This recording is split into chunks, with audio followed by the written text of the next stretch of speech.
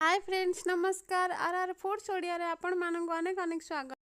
आज मु तैयारी करी दही चिकेन। दही चिकेन तैयारी करिया पई प्रथमे आलू को भाजी नहीं आउची। भाजी हे सालानी ताको एबे काढी नहीं आउची प्लेट को।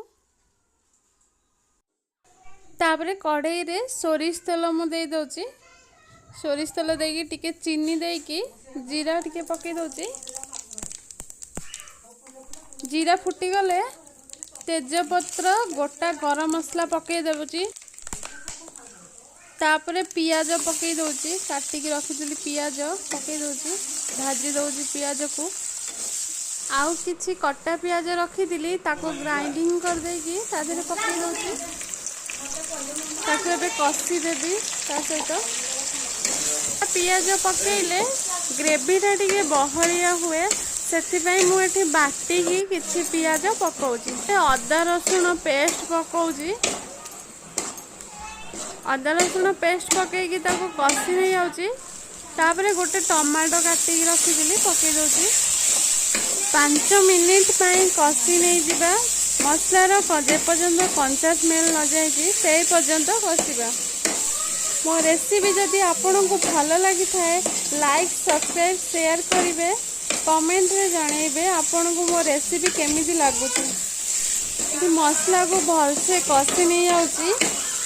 भल भाव जी मसला कषिबे से मसला रू कंचा बास्ना जीव आउ टेस्ट लगे तरकारी। तापर टिके मु पानी दे दोची। अल्प टिके पानी देकी ताको टिके कषि दे आउची। मु गोटे जगार सब मसला नहीं आईची। हल्दी गुंड, लंका गुंड, जीरा गुंड, धनिया गुंड, चिकेन मसला, गरम मसला सबू एकाठी कर देकी ताको पानी गोलेकी ढाली दउची। मसला को मसला को 3-4 मिनिट पई कषि नहीं जाउची। मु हाफ कप दही नहीं आईची तो ताको भल से गोले दउची। गैस रो फ्लेम को टिके कम कर देबा आउ दही की पकेइबा। स्वाद अनुसार लूण पकई दोची 2 चम्मच। 2-3 मिनिट पई कषिकी 5 मिनिट पई घोड़े दोची। मिनिट हो गलानी। चलतु देखा केमिति हेची। तरकारी कलर बढ़िया देखा जाउची। वो मसला को गोले देके एबे चिकेन मु धोईकी रखिली ताको पकई दोची। तापरे चिकेन को 10 मिनिट पई कषिबा।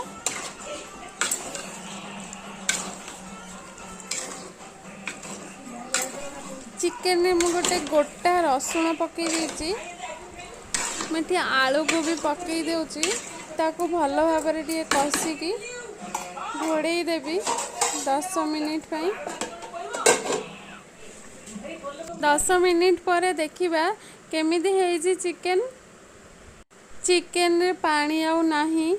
ऑलरेडी कषि जाइची। तेल उठी जाइची चिकेन रो। एबे टिके पानी दे दोची चिकेन रे सिझिबा पई। अल्प पानी रखिबी, बेसी पानी रखिबिनी चिकेन रे। पानी देकी घोड़े देथिली। एबे देखिबा केंदी हेची। एबे देखिबा चिकेन हे गलानी। हमर चिकेन सिझिलानी कि नाही देखिबा।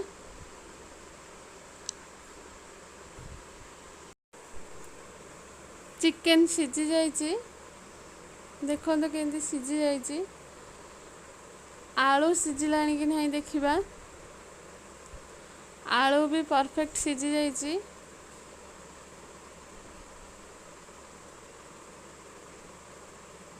सबू सिझी जाइए। आमर एबे हो जाइए दही चिकेन प्रस्तुत हो जाइए। आपन को जदि आम दही चिकेन रेसिपीटी जदि भल लगी थाए लाइक शेयर सब्सक्राइब करेंगे। कमेंट रे जणेबे आपन को आम रेसिपी केमिति लागुची।